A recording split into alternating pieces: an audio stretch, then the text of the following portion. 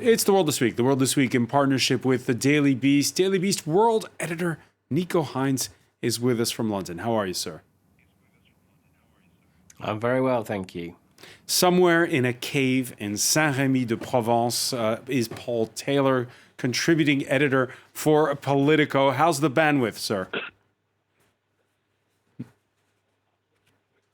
The bandwidth's pretty good, and the weather is wonderful, and it's another lockdown Easter, just like the last one.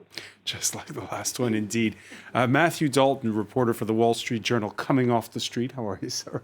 Pretty good. Stuck in Paris. Stuck in Paris, far from Saint-Rémy-de-Provence, as well as Nita Wiggins, author of Civil Rights Baby, My Story of Race, Sports, and Breaking Barriers in American Journalism. Thanks for joining us. You're welcome. Thank you. The World This Week on Facebook and Twitter, hashtag World This Week. It's hard to be clinical and cool-headed when the evidence is so damning. The opening of the trial in Minneapolis of the police officer accused in the murder of 46-year-old George Floyd this week. The jury on opening day shown that 9-minute video of Derek Chauvin keeping his foot on the victim's neck, the handcuffed victim's neck, from witnesses to experts and loved ones each day, wrought with emotion, like Thursday when Floyd's girlfriend, Courteney Ross, took the stand. The same emotion that sparked worldwide outrage last May, and the question of why it's not an open and shut case. When Mr. Floyd was no longer offering up any resistance to the officers, they could have ended their restraint. And that was after he was handcuffed and on the ground and no longer resistant. Correct. Yeah, each day it's painful to read and to listen to this testimony, Nita Wiggins. Of course, the reason it's not an open and shut case, and we know it, is because we saw in the early 90s with Rodney King. He's beaten up on videotape, and the officers got off. I'd have to say that I have not watched this video because I can't take it anymore. For 30 years, I've been conscious of what is happening, especially because someone in my life 30 years ago told me about being harassed when he was driving his car. So I haven't seen the video. I can't watch the testimony because we know what happened. The world has seen it. But the United States is on trial. Our legal system is on trial. There can be no denying that 4 police officers were there and facilitated the death of Mr. George Floyd. So a jury needs to say this happened and there needs to be punishment. I don't have to see this video to know what has happened.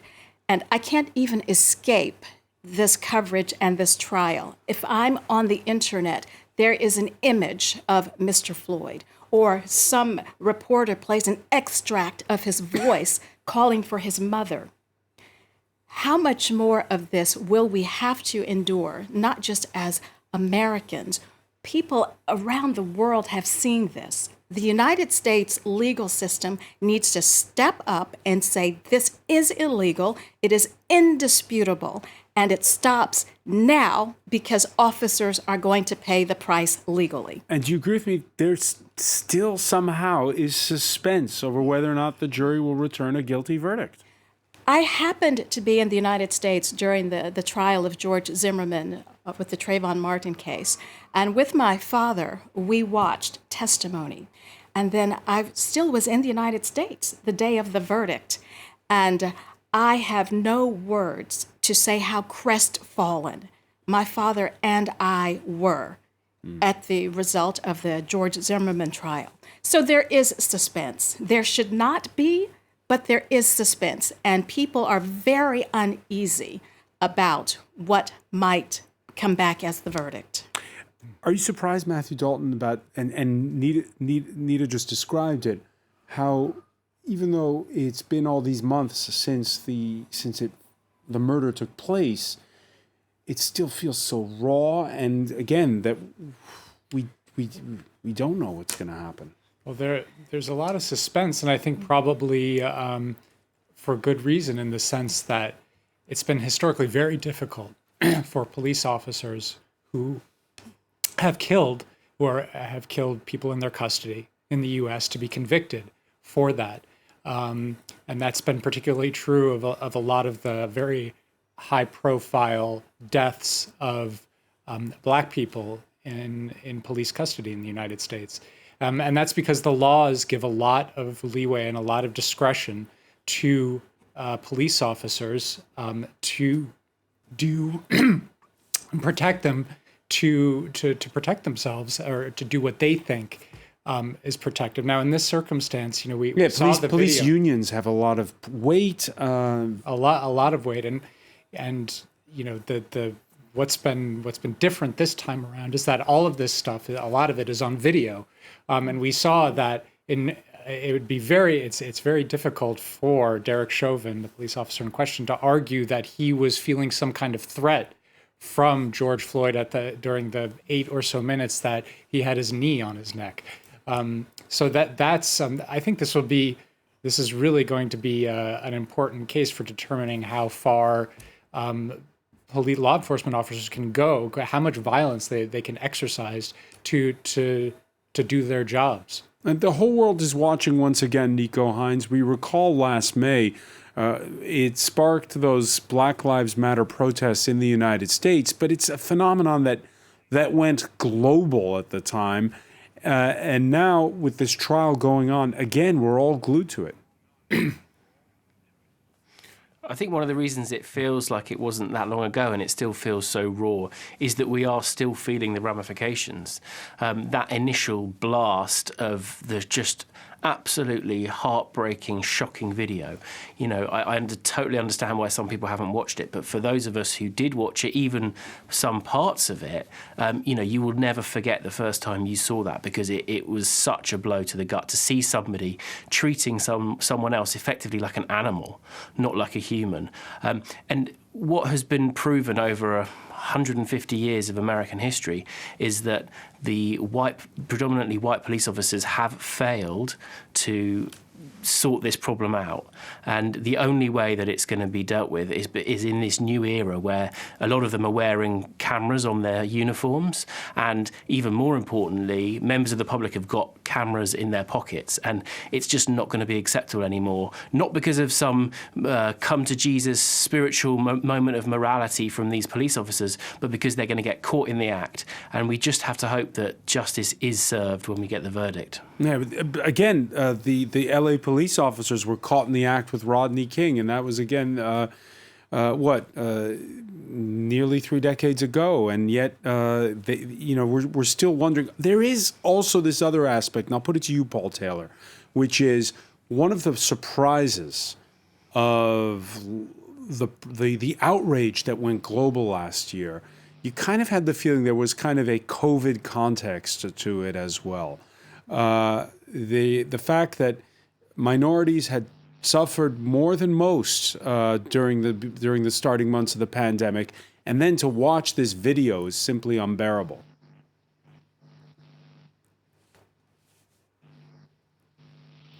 Yeah, I think that's right. We were all, we'd seen these pictures before in previous, as you mentioned, with Rodney King and so on.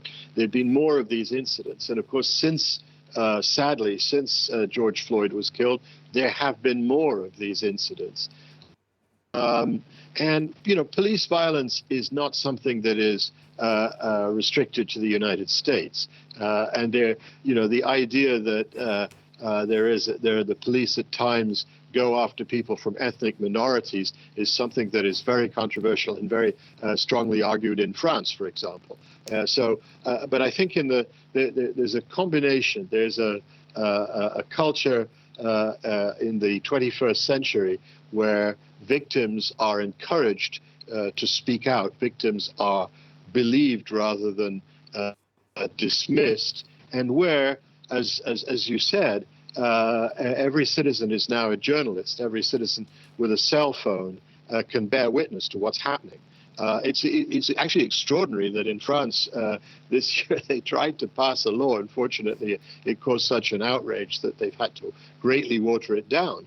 That would have made it an offense to circulate amateur video on social media of the police beating people up, if it enabled you to identify the police person and therefore put them in danger. I mean, so this is by no means confined to the United States, is all I would say.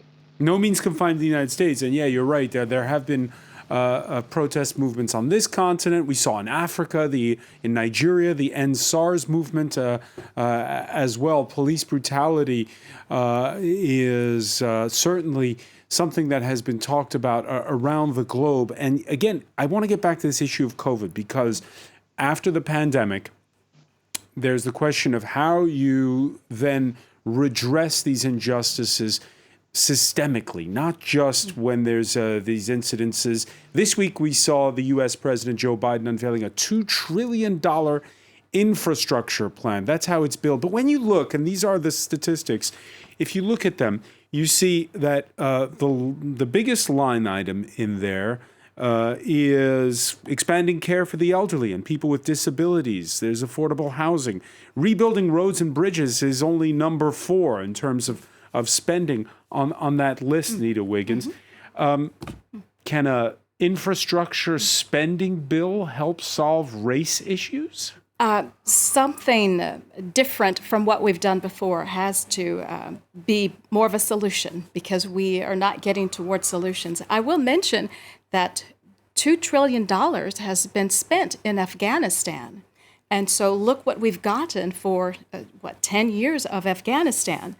But talking about how this police violence continues, Benjamin Crump, the attorney for the George Floyd family, said that between May 25th, when Mr. Floyd was killed, and December 25th, that U.S. police killed 95 unarmed African Americans. 95 between May and Christmas of last year. And so what are solutions? Part of it has to do with better housing. That's part of the infrastructure bill. Better schooling, transportation that allows people to leave the community they are in to pursue education or whatever they might need in another community. Right now, because of the eminent domain law that has been in place, Black neighborhoods have been cut off from transportation or have been cut off from city centers. And I can speak specifically about Dallas, Texas, where I was living and working before coming to France. In Dallas, people in Black communities have a long way to go to get into the center city. And wonderful cities such as Frisco and Plano, north of Dallas, at the time that I left the city, people in Black communities could not take the DART train from where they predominantly lived into these white, richer areas. And so infrastructure, better highway systems will be one way to create something better than we have seen. And the $1 trillion to be spent is going to be better spent than what the United States has gotten for its $2 trillion spent in Afghanistan in the war effort. Now, the first stimulus plan was passed, and Republicans quickly realized that a lot of their constituents were in favor, because it wasn't a race issue, was it? It was everybody getting a check from the federal government. This time around, it seems like it's a harder sell. Matthew Dalton, do you have the same kind of hopes that many supporters of this bill have, that, yeah, it can help redress the injustices and improve the day-to-day lives in the way Nita was describing? Well, have to remember the first stimulus bill was passed by and signed by a Republican president. And so Republicans sort of that was a big selling point for a lot of Republicans. And they went along with it. And also it was during the very depths of the pandemic when everybody knew something had to be done. This stimulus bill is a really big deal. It is a huge, it's a big percentage of U.S. GDP. I mean, during the financial crisis of 2008, America passed a $700-something billion stimulus package, and everybody thought that was huge. This is $2 trillion. I mean, it's almost a paradigm shift in a way America thinks about macroeconomics. people, 12 years ago, people were really, really worried about deficits. What is this going to do? The deficit, the debt. Now, a lot of people are saying, you know what, our economy can afford this. But it's more than that. It's 40 years since Ronald Reagan said that the government is part of the problem. You talk about a paradigm shift. Is that the paradigm shift? Yes, that is it's a 40-year arc, and this is kind of it's really completely flipped at this point. And there, everybody knows that America has underinvested in infrastructure for a very long time. One of the main reasons for that is because of the philosophy that President Reagan embodied, which was government is the problem, it's not the solution. Now people understand that maybe government can be the solution. I mean, for America's terrible history of race and race relations, money can, and addressing economic inequality that falls along racial lines can go a long way to addressing it. Can't do everything. It's not all about money. America's race problem. Racism as a purely non-economic phenomenon is a big problem, but it can do a lot. And Nita was mentioning there how much money was spent in Afghanistan. The U.S. president putting the accent when he presented it in Pittsburgh on jobs, but also putting it in almost Cold War terms, talking about America's rivalry with China. In fact, it's the largest American jobs investment since World War II. It will create millions of jobs, good-paying jobs. It will grow the economy, make us more competitive around the world, promote our national security interest, and put us in a position to win the global competition with China in the upcoming years. Nico Hines, is that a selling point, talking about China? Well, it's very interesting the way this bill is being sold. And if you look back a few months when AOC was kind of leading the debate in terms of what progressive politics should be accepted by the Democratic Party, her big push, and Bernie Sanders agreed with this to a great extent, was the Green New Deal. And if you look at what's actually in this bill, it's very similar to the things that they were proposing for the Green New Deal. It's talking about rebuilding an American economy that's suited. Some of the spending is on electric cars being manufactured in America. It's about retooling an economy to suit the 21st century. And a large part of that is because of China. So what they've done is they've taken away the branding that associated it with the progressives, people like AOC, who's very divisive in the country. She's extremely popular and she's fantastic at breaking through, but there are huge swathes of the country that don't like her. And what Joe Biden is doing is putting his stamp, his big, friendly, old, appeal to everybody, moderate, kind of you can't argue with me stamp on it by putting it in a kind of American patriotic version and pro-jobs version. And he's going to try and sell something which is effectively the same as this, what was being dismissed as radical, crazy, progressive agenda that the left of the party was putting forward. All right, we're going to pick up on this when we come back. Stay with us. You're watching The World This Week.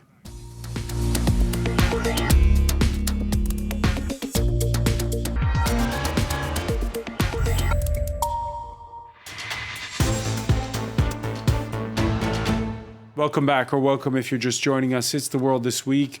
The World This Week in partnership with The Daily Beast. Nico Hines, world editor of The Daily Beast, joins us from London. From Saint-Rémy-de-Provence, Paul Taylor, contributing editor for Politico. Matthew Dalton, reporter for The Wall Street Journal. And journalist Nita Wiggins, the author of Civil Rights Baby, My Story of Race, Sports, and Breaking Barriers in American Journalism. Just before the break, we were talking about what Matthew Dalton described as a paradigm shift with that stimulus package, a record $1.9 trillion, and now this infrastructure development project of more than $2 trillion over nearly a decade. Of course, not everybody's on board. The last thing the economy needs right now is a big whopping tax increase on all the productive sections. The last thing we need is a tax increase. Paul Taylor, your thoughts? Well, that's the problem, that Americans would like better public services and better public infrastructure, but are they willing to pay for them? And who's going to pay for them? And I think that that's where Matthew may be right about a paradigm shift, not just about the need for more public investment and public spending, but also about the need to have it paid for. Now, there are two things. First of all, America is in a very good position to borrow and invest because that grows the economy, which grows the tax base, and is a virtuous circle. It's Keynesian economics. It hasn't been very popular, as Matthew pointed out, for the last 40 or 50 years, but it's still very much economics 101. But the thing is, somebody has to, at some stage, start to repay this debt and has to provide revenue. Where is it going to come from? Joe Biden promised that nobody earning under $400,000 a year, which is a very large amount, would pay any extra tax. He's going to gradually, over a long period of years, put up corporate tax from 21%, where it is now, back to 28%, which was where it was before Donald Trump cut it.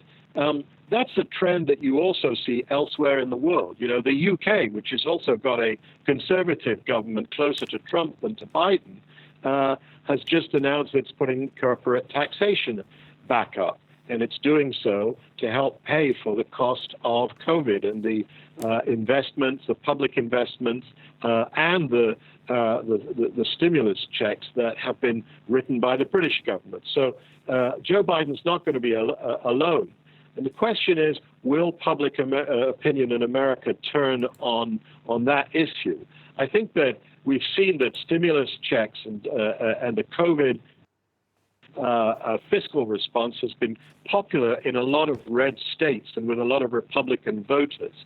So the question is, will those people also want better roads, better homes, and more spending? And this is a pitch, I think, to the Trump electorate, the blue-collar Trump electorate, the old white male working class that was turned out so strongly for Trump. Biden's going for those same voters, which is why, as it was rightly pointed out, he's telling quite a radical Green New Deal type of package, but he's wrapping it in America First language. It's America making itself stronger against China. It's not, spending on lots of tree-hugging projects.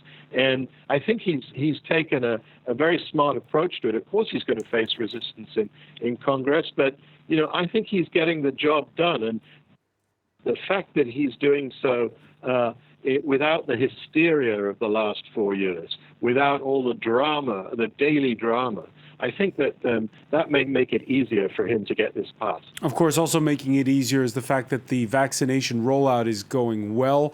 All adults may be vaccinated by mid-May, says the U.S. president, which means it's time to play ball. Opening day at Yankee Stadium in New York Thursday. And even though the hosts lost 3-2 to Toronto, the joy was palpable for baseball fans, with the park allowing in ticket holders at 20% of capacity.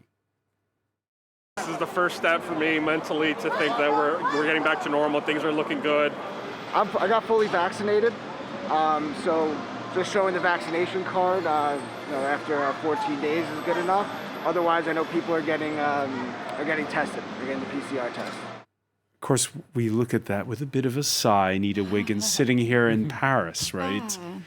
Since we're headed towards 4 weeks of lockdown right now. Yes. Oh, I love baseball. But let me tell you the mistake they're making with baseball in Texas. The Texas Rangers opening day next week, the team announced that 100% capacity is going to be allowed. Wow. It's a stadium of 40,000 seats.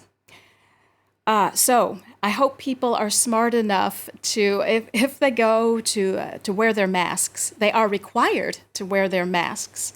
But we've all seen when people are required, somehow the mask is just not worn properly. Especially if they order a hot dog or a beer. That's right. When you sit and talk and enjoy that ballpark food, your mask is not covering your mouth and your nose. All right. While America's opening up to baseball, Belgian police were shutting down an April's Fool's joke gone terribly wrong, a Facebook group promising a live concert by Daft Punk. the French electro pop group that recently broke up. Fans took it seriously.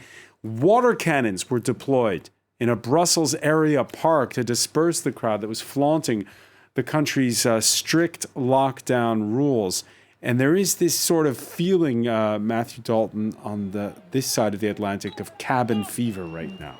Oh, big time. It's pretty sad over here, especially when we look at what's happening over in the UK, where they're easing the lockdown rules.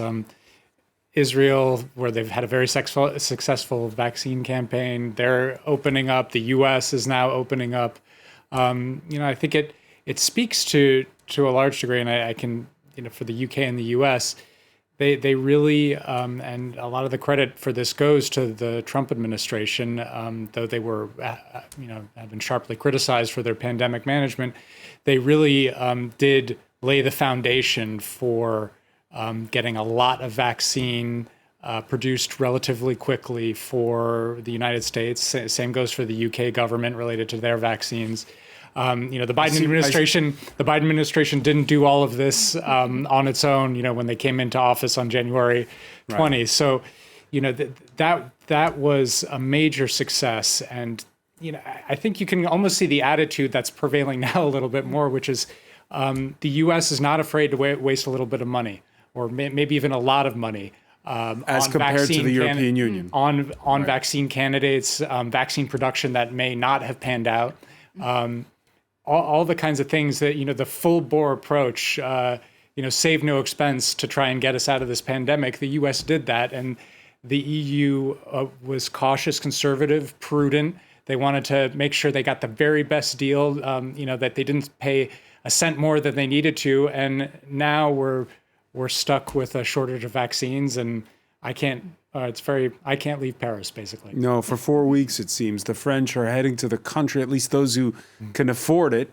An Easter weekend dash is on before lockdown 3, the one the French president tried to delay as long as possible, with hospitals overrun. Emmanuel Macron taking to national television Wednesday to break the bad news.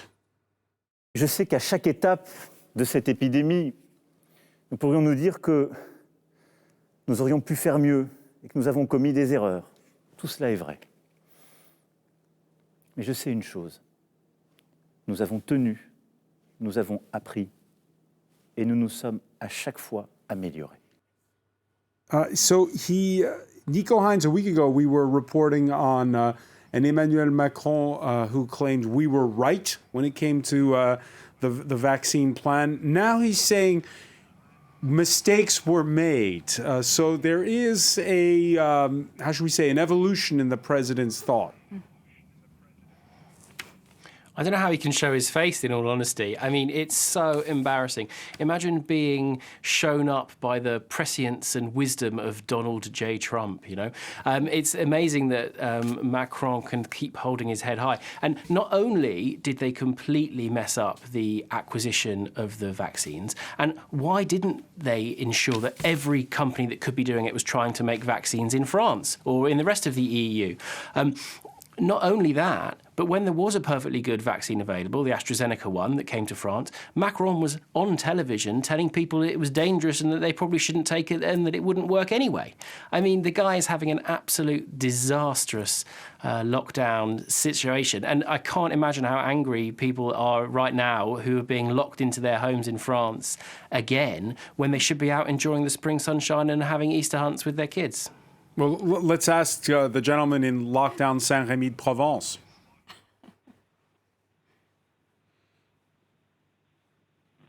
Yeah, there's a lot of frustration. People are exhausted. Public acceptance of the lockdown is certainly much tougher this time. But not just in France, in Germany and around Europe. People are around continental Europe. I hate to argue with Nico because he makes some very good points. But just imagine if the European Commission had signed blank checks to Big Pharma and got the stuff quicker, and then somebody in the media discovered that Europe overpaid for it. It's much harder for an organization, for an institution like the European Union, because they are more susceptible to being told, you're wasting taxpayers' money.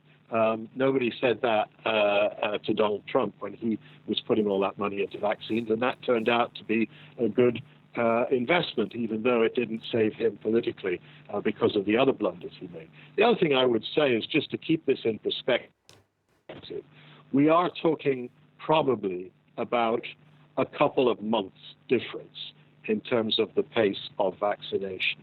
In the great scheme of life, how big is that going to be? This time next year when Emmanuel Macron is running for re-election. I don't know the answer to that, but I would just raise that question. Yeah, Let's not forget that the UK, which now all of a sudden looks like a champion, has had more than 120,000 dead, compared to 95,000 dead and rising in France. Now, we don't know where those figures will end up, comparable size populations. But again, we can go all from, oh God, the British are totally useless, what a mess they've made of it, to, look, the British are champions, look how well they're doing, and everyone in Europe should hang its head in shame. Let's take a slightly bigger picture approach to this. I think in the end, it may, they may not come out so differently. Okay, and in case you're wondering how a nation of lapsed Catholics takes to edicts from on high, one opinion poll says 7 out of 10 French approve of the government's measures, but 46% admit they intend to break the rules. Those numbers jump to 6 out of 10 for young people. Nita, when you're explaining France to Americans, what do you make of those of that opinion survey? So 7 out of 10 say great job on yes, these are the rules we need, but we're going to break them. Yes, just not for me. Right. Make rules, but I will break them. And funny, that's what I find culturally similar between the United States and France. A friend in Texas just told me that she came through 5 weeks of COVID because she was out living her life, knowing what the advice is, but making her own rules. And fortunately, my friend, a white woman, 45 years old, no health issues, a fitness type of person, she had COVID for 5 weeks because she made her own rules, having heard what the scientists say. So I don't have to explain that to Americans, the way we're handling this in France, because we're doing the same thing across those borders. The same disconnect. Yes. A couple of other stories to follow before we go. Mozambique's military claims that a 15 billion euro natural gas project spearheaded by French energy giant Total is safe from jihadist insurgents who last week overran the northern coastal town of Palma, killing dozens, including foreigners, and forcing thousands to flee. That compound at Total, we've just heard in the past hours, is to be evacuated. This because government forces have still not regained control. Work on that complex has been on hold, and those who've managed to flee by foot or by boat have harrowing tales. Já cansei, foram 7 dias no mato. Não cansei todas as vezes a cruzar com malfeitores. Aquilo não está nada bem. Eu já disse que estamos em terra, ok? Vai para casa, vai descansar. Muita morte, irmão, muita vai gente. Descansar, tia Maria. Muita morte. Vai descansar. Deixa eu ir lá na fundo, não sei se conseguir vir aqui.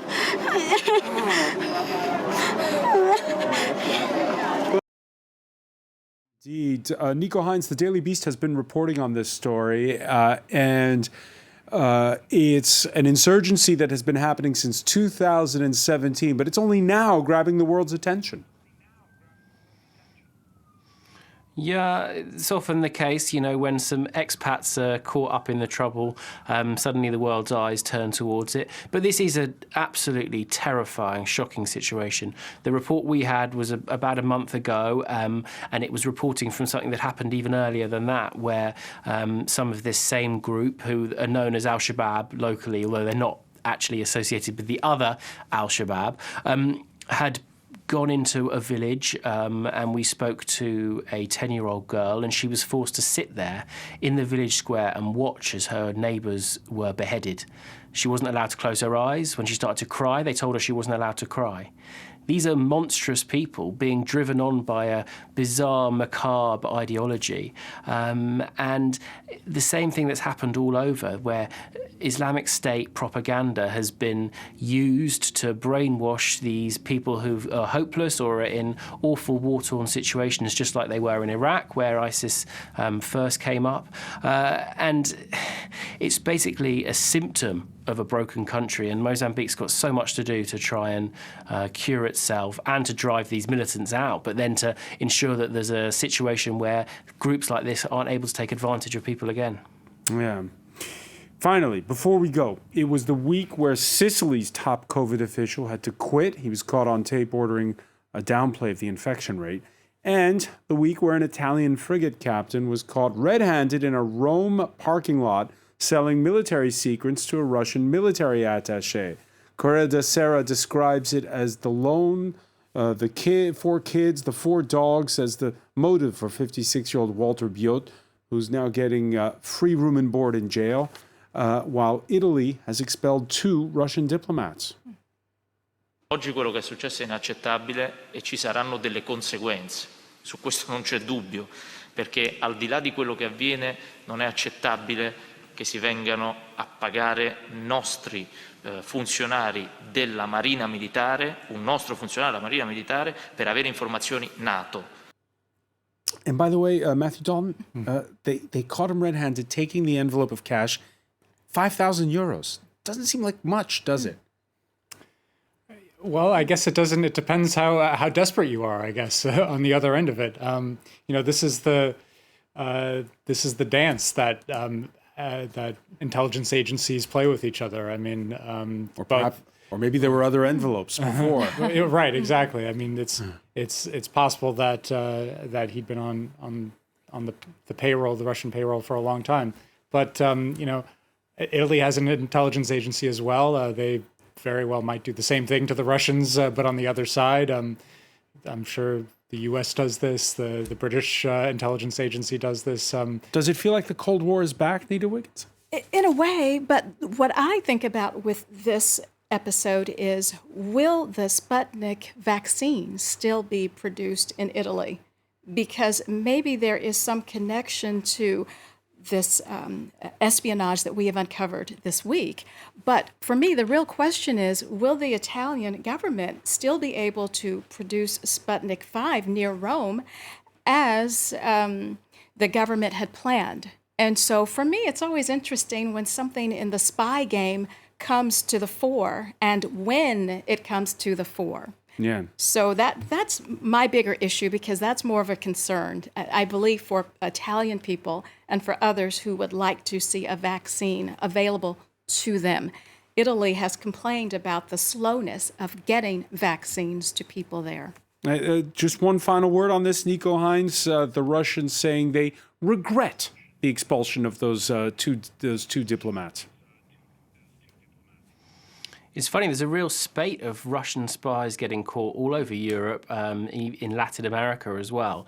I think we ran a piece in December that totted up the news reports from all over the world, and there'd been 14 Russian spy rings exposed in various countries around the world. And it could just be a coincidence that the SVR, the Foreign Service, the kind of equivalent of the MI6 in Britain, are just having a run of bad luck. But I like to imagine that there's a highly embedded double agent somewhere blowing the covers of all these people in a row.